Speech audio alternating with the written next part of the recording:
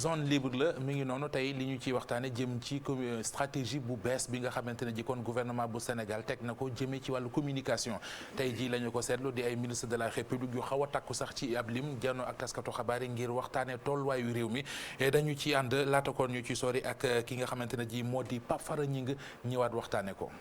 ministre de l'intérieur tontu bi mu indi nag dafa xaw a nekk tontu bu doy waar ci biñ ko laajee nag ñaata ndaw nag ñoo faatu ci géej gi ba ñuy dem ci wàllu Barça wala Barsaq. ku wax émigration clandestine wax loo xamante ni la lu ñuy nëbb la am na ñoo xamante ni sax dañuy préférer ñu utiliser terme immigration irrégulière mais dans tous les cas de figure lu ñuy nëbb xayma la ca bàyyikoo ci jéya ak ci safaan dina jafe waaye ak lu ci mënti am. gouvernement bi li ko soxal du dénombrer ay morts du compter ay morts wala compter ay blessés li ko soxal mooy lijjanti saafara problème yi loolu moo soxal gouvernement bi mais du dénombrer ay morts wala xool ñaata nit la ñu jàpp du tee nag réponse bi gouvernement bi di indi c'est une réponse multiforme am na aspect prévention am na aspect répression surtout ñi nga xamante ni dañuy jaay des rêves à des jeunes. naataangoom bi di Alioune Ndoye nag daal di dellu si ci accord de pêche yi nga xam ne moom lañ signé ak waa UE jàpp na lépp dafa tegu ci yoon. ñun suñu code dafa précis notamment dafa am benn décret d'application boo xam ne moo définir fan la ñu mën a napp ak fu ñu mënul napp te zone boobu dafa doon zone boo xam ne dañ ko tere donc ci weer yi passé amoon na ay bateau Union européenne yoo xam ne dañ leen arraisonné woon wax ni accord yooyu ci 10 000 tonnes bu thon muy espèce boo xam ne. quasiment suñu pêche artisanale du ko attaqué. ci lu jëm ci wàllu rapatriement clandestin yi ministre d'État au Sénégalais de l'extérieur di weddi ba pare di daal di indi ay leeral. ñu signé convention bu am solo ci wàllum sécurité sociale mën naa wax nag convention boo xam ne elle est un peu révolutionnaire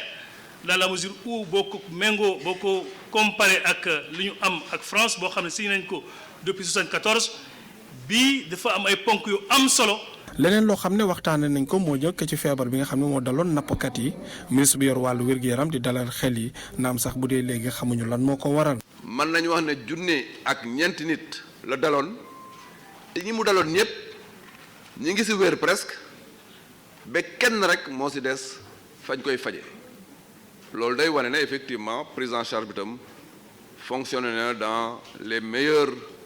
conditions. bu ñu yaakaar ne day wàlle du wàlle parce que ñi mu dal ñëpp ay pêcheurs la yu demoon géej ñëw te fa ñu dëkk jàppul seen njaboot jàppul kenn ay góor la ñoom ñëpp te ku nekk géej nga ko jëlee parce que da ngay demoon géej ñëw.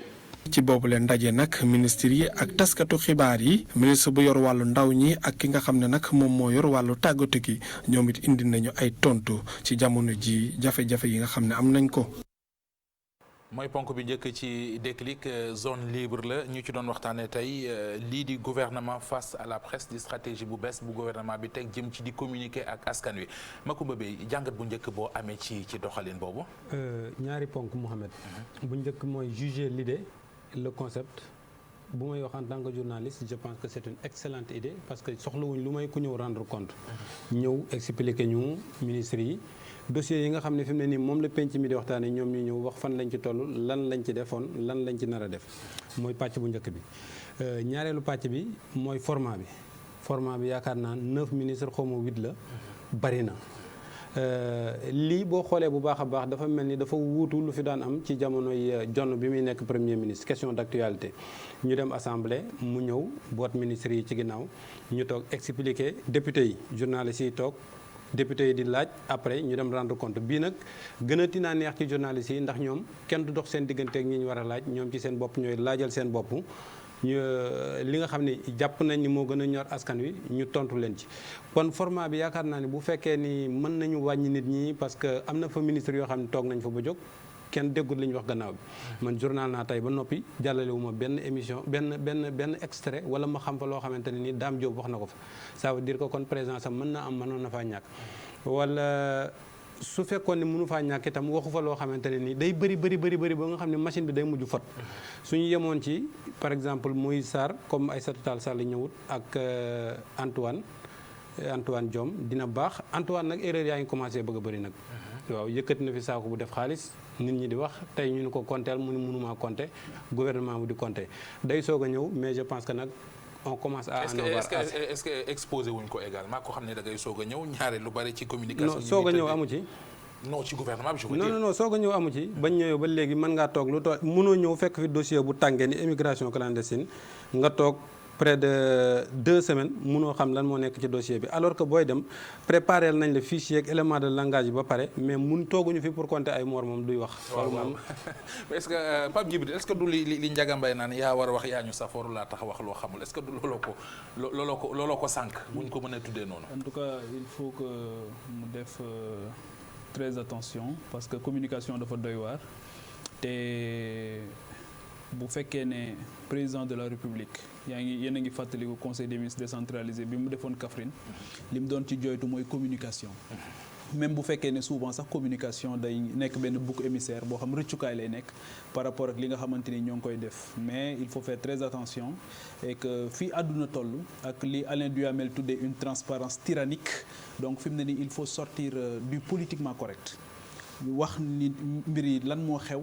nommer les choses concrètement pour que nit ñi mën a comprendre lan moo xew donc par rapport ak initiative bi c'était une demande sociale c'était aussi une forte demande d'une certaine société civile par rapport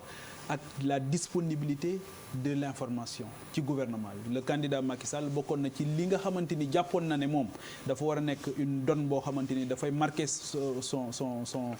sa gouvernance mooy nan la ñuy def ba nit ñi di jot information yi saa buñ ci waree jot donc commencé woon nañ ko arrêté ko ñëwaat nañ commencé waat ko arrêté ko fii ñu toll nag fii la communication war a gën a amee solo parce que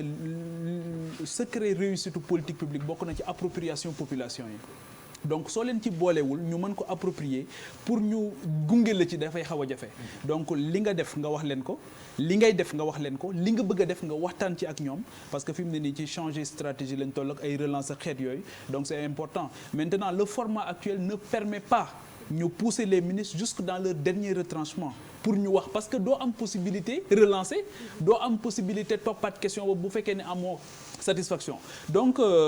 ils sortent tous avec un goût d'inachevé boo xamante ni dinañ ko am parce que liñ ci bëggoon dëgg-dëgg amuñu ko ci donc li nga xamante ni daal bëgg nañ leen ci ñaax mooy que ñu mettre seen bopp à la disposition de la presse des journalistes kuñ ci invité nga ñëw ku ciy def dara nga waxtaan ci ak ñoom te bàyyi di tànn format boo xamante ni moom moo la gën a neex mais fu ñu la invité nga ñëw xam ne li ngay def da nga koy def pour les populations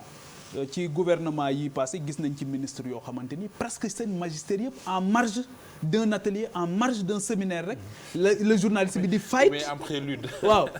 pour laaj leen benn question mais jamais nga mën leen a décrocher